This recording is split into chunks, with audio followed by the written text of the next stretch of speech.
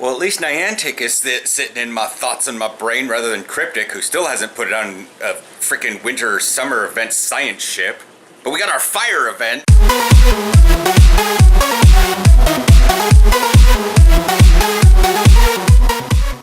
Morning. It's, my GPS got a little bit wonky because we were deep inside the entranceway of the apartment and I didn't have any view of the sky. I don't know. But yeah, it's fire event and we got a lot of Vulpixes sitting on the apartment, like, all the time. Opened up this morning, there's a Houndour and a freaking Vulpix. So somebody better get themselves a Ninetales by the weekend. Because he works downtown Portland, like, amongst a nexus of Pokestops and gyms. Where there aren't all that many Pokemon. Because there's so many people picking them up all the time. Yes. Hey, another Ponyta. I feel kind of silly at this point for walking so many fire-type Pokemon over the last year. Had to walk my Growlithe so I can get a Arcanine. Had to walk my Ponyta so I can get a Rapidash. Had to walk my Vulpix so I can get a Ninetales.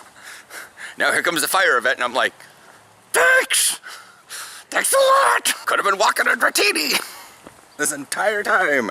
I don't care about the seals and I don't care a lot about the ice-type Pokemon.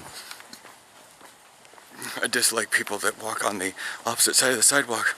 That's a major pet peeve of mine. And I used to think it was just a cultural custom. Like in England, they drive on the other side of the road. So you would think that they would, you know, walk on the other side of the sidewalk. And other countries that do drive on the wrong, like, we were watching a YouTube video and they said that people in England, when they come up to a crosswalk or they go to across the street, they look the opposite directions we do. Because that's where traffic's coming from. Yeah, we look left, then right. They look right, then left. Meaning it's a learned behavior, not... Yeah. Which I found is just totally, was like, I didn't realize that happened. And then I think at the time, or no, they had a link to a live stream of like a square in London and you could just watch people as they got up to the corner. I'm like everybody did it. I'm like, because that's the direction traffic's coming from that's closest to you. But speaking of Pokemon again, there was a Swinub farm in the nature park. So we're not really having to pick those up. That's like, we also have the nature park, which randomly like vomits up a bunch of different Pokemon. Yeah. You know, and so it's like, there's like a lot of these where we're like, well, we don't really need this. It's sort of like, we had, like everywhere in the nature park was Executes for a while. And then like a week later, the egg event came out. And now we're like, looked around and we're like, I've had 7 Executors. I was just evolving Executors because I couldn't do anything more. Yeah. I went through and started catching Pidgeys just to evolve them once before discarding them for the extra XP. Yeah, there's also bonus XP right now, so that's what I'm doing. I'm not catching things right now because I'm vlogging, but at home, I'll catch Pidgeys and rats and just evolve them right away. Well, at least the gym up here is red, so Aaron and I can both take it out.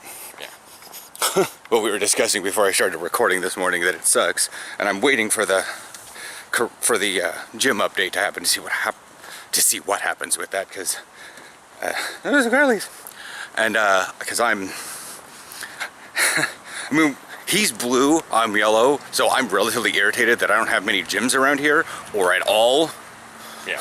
And then they don't even last that long, but we can have level 10 blue gyms everywhere.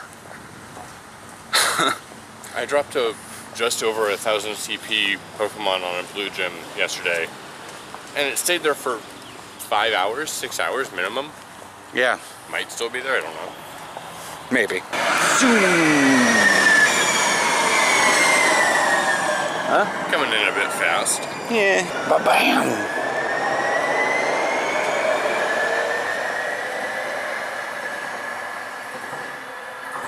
I gotta air it out of that one. I wonder why. Yeah, same. My GPS.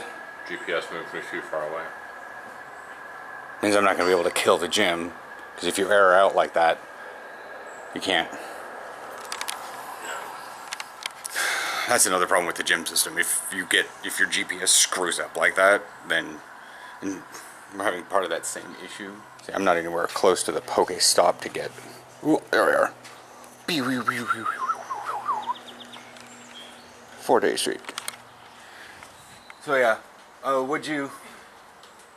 I was seeing if I could get back in because it changed the main Pokemon on it.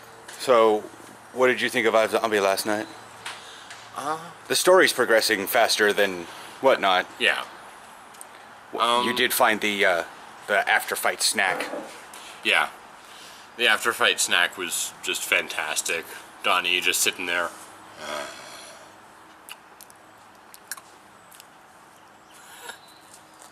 While everyone else is trying to figure out what's going on, he's just snacking. Well, to be fair, he needed to. It just aired me out immediately when the fight started. Yeah. I don't really have much to say about it. I mean, it's good. The plot's progressing. It's enjoyable. Yeah. So, that's that. I'll see about stuff at home. See what's going on. Yeah. Bye. Alright, so I didn't actually record anything at home. I just finished up some stuff with World of Warcraft on 2 of my characters. And then I did some Heroes of the Storm to get Kael'thas's experience. I might have to have a little video talking about that. Aaron and I can both contribute points to it. He technically plays support and/or specialists, and I play assassins, ranged assassins. I play 3 characters so far. I used to only play, 4. I used to only play 1 because and then the pack came out and I got more, and thus I got Chromie, and then I started playing the crap out of Chromie. Anyways, we'll talk about that one later. But I was on the phone with Brad for like an hour. We didn't talk Monday or Tuesday. So I was on the phone with Brad for like an hour and 15 minutes. And so by the time I'm leaving to come here to the store, it's already like lunchtime for the folks at Nike. Now, I'm not dissing on Nike as a whole, but there is a number of their employees that either were garnered into or developed, that would be the same thing. They either had it to begin with or they developed it while they were working there. A sense of entitlement. Way back when we started the vlogs, we had a roommate who was very, very, very, very, very, very depressed. She was a sour individual and actually dated Brad for a little while. And so he understands. Once we got her flushed out of her life, she left. Then we got some other roommates for a while, and then we moved into this new place, and we've been on our own. But the thing is Aaron had been dealing with Stream, working at a call center for so long that he kept coming home with like stories of people that were just not. And now that now that he has this job and it's cushy as all get out. Oh no. Oh, sorry, this is like the cheap. So I'm thinking like maybe that green shirt's a... Sorry. Just got distracted. Anyway, so it's got... it's a level of... and I've been noticing now that I'm not dealing with people a lot. I'm not hearing about that. I just sort of like now realize like with the bikes and with people driving around that there's a level of entitlement that comes around Nike employees. And I've never actually seen entitlement. I grew up fairly nice. I'm not going to say I grew up rich, but I did grow up in, the house was 2,300 square feet. It was 2 floors. We had 4 bedrooms, 3 baths, a 2-car garage attached to the house, a yard.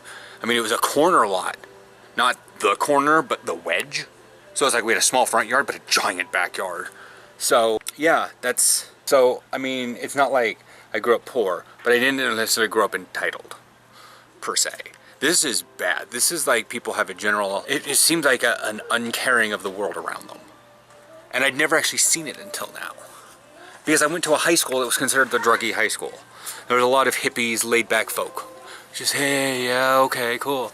And like we had our rich people. One of the girls in our social group, her younger brother turned 16, and then he got a car. not a new car, but it was definitely one. It was definitely a car that was like 2 or 3 years old. I think it was 96, and this was 1998, something like that, 1999. So, and she was complaining that her brother was in a sour mood because he has to park his car outside because they only have 3 garages. And the Portland and the Pacific Northwest rain is going to ruin his paint job. When you have one person out of like 300, you don't tend to see a lot of entitlement. You just think of them as snobs. When you see 33% of the people around you that you don't really know, but just like you see 33, 1/3 to a half of the people around you that just are so white and oblivious and basic. Start wondering about your own sanity. And so that's that. Figure out what's going on here. I gotta get home. I gotta get this video going. Aaron has a sleep appointment. He has the doctor appointment is today. Because my Gmail's not functioning correctly, I didn't get the invite a long time ago, and it got flushed into my Gmail, and he's like, my appointment's today, you coming? What? So yeah, that'll be that. We'll see how his appointment went. See if he's gonna get any apparatus or something. Catch you guys tomorrow morning.